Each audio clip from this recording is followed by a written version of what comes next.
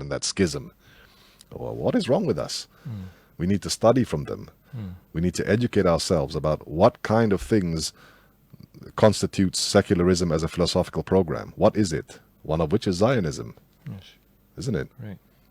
And a lot of this nihilism also in the West, that one also is destructive. What we don't know about that either. We need to learn about these things. We need to study, and therefore we have to design curriculum. I mean, you're asking about things that we can actually do. We can design curriculums, which is what we have been doing, but no one's been listening. We can design curriculums in such a way that we teach these kind of things in school, and we not only teach them, but we also, I mean, not in school, but in university, in higher education. We teach these things, but we also make a commentary on them. We write about them, discuss them, invite people who we wouldn't normally invite to talk about these things. Get people's scholarly knowledge on these kind of things. Then we can understand. And when we understand, then we will know how to deal with problems that arise from that. Right. I mean, as it is now, it's like we seem to cast our gaze, like you were mentioning just now, because the Saudi Arabians are the custodians of the two holy mosques. Therefore, we cast our gaze to them as if they are the ones who are now going to give us direction. Right. But they themselves are not in a position to give a direction. So who do we look to? I mean, the Saudis look to the West, to America in particular, to Britain, to give them direction. And then they try to give it to the rest of the world because we think, oh, it's Saudi Arabia telling us. It has to be, carved in stone. Therefore, we must listen. But that's not really true. You know what I mean by it's a sinister, surreptitious thing that comes in by way of a kind of language that you use.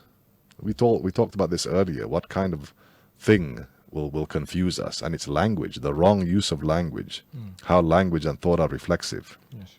If you go and teach, if you go and tell someone using a particular language, and then he tries to interpret it according to his own understanding and pass it on to you as well, and then you assume that he knows what he's talking about, therefore you understand, yes, it's true, and you go and start propagating that, it's going to be a problem. And then to unravel that, you have to go right back down to the source, but you have to know where it is, isn't it? Yes. Which means you have to have someone who knows and knows they know. Unfortunately, we don't have that we don't have that as a prevalent thing today. I mean, look at how difficult it is. I mean, I've been proposing that we need to come up with a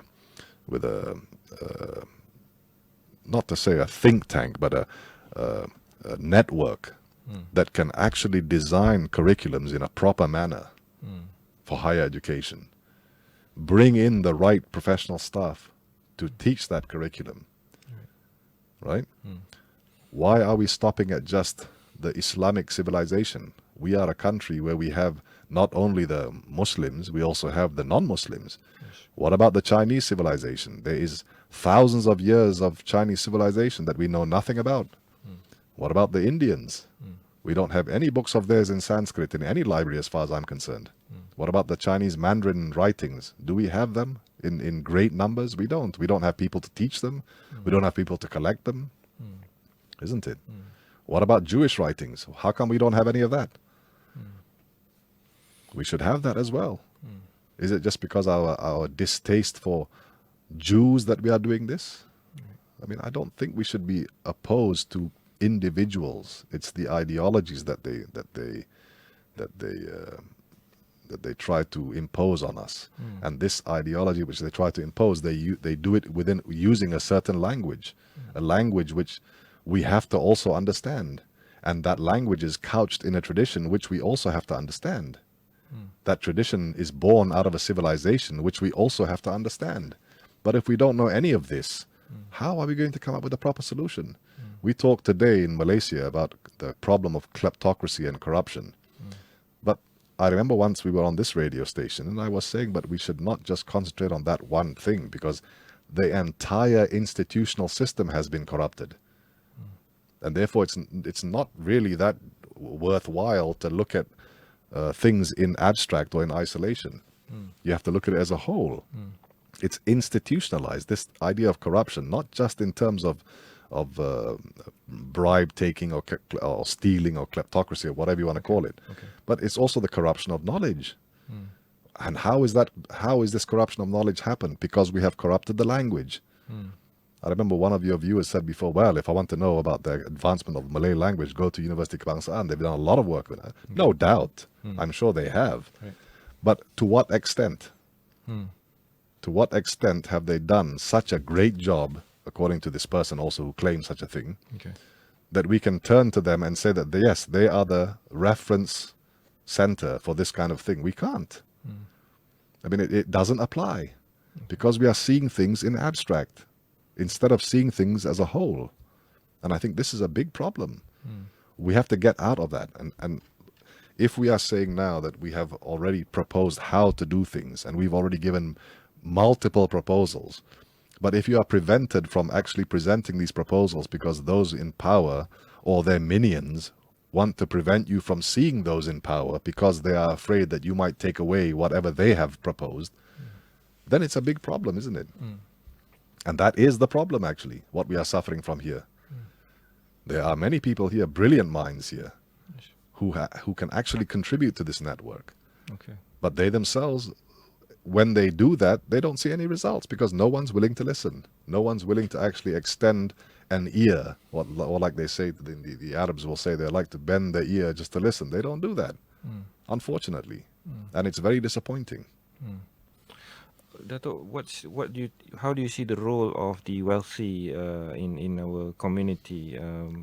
Because I think there are many people of conscience who have wealth, but perhaps they are in dilemma as far as where should their resources or their wealth go to, because now we see a great deal of humanitarian efforts requires assistance, and also perhaps we need to assist them or other Muslim countries as far as infrastructure is concerned. So how do you kind of square this distribution of our wealth? Well, that's a good question. I mean, I think you're right in that there are many people in this country, wealthy people in this country, who are actually contributing to a lot of humanitarian efforts and a lot of projects. But I don't think it's enough. I mean, there is not enough contribution to education from the wealthy. I mean, I'm sorry to say this. And the wealthy also are reluctant to contribute because they don't see that the education system today is worthwhile. I think that is the major problem. Because the education system today, rather than produce good people, good men, or even if you take a stretch and say that we want to produce good citizens, even then we haven't succeeded. And because of that, I think the wealthy are reluctant until they find a proper outlet to support. And that's what we have been trying to do. I mean, we, as in myself and my network. But this question of the wealthy need to contribute, I think that is a very relevant and very poignant question.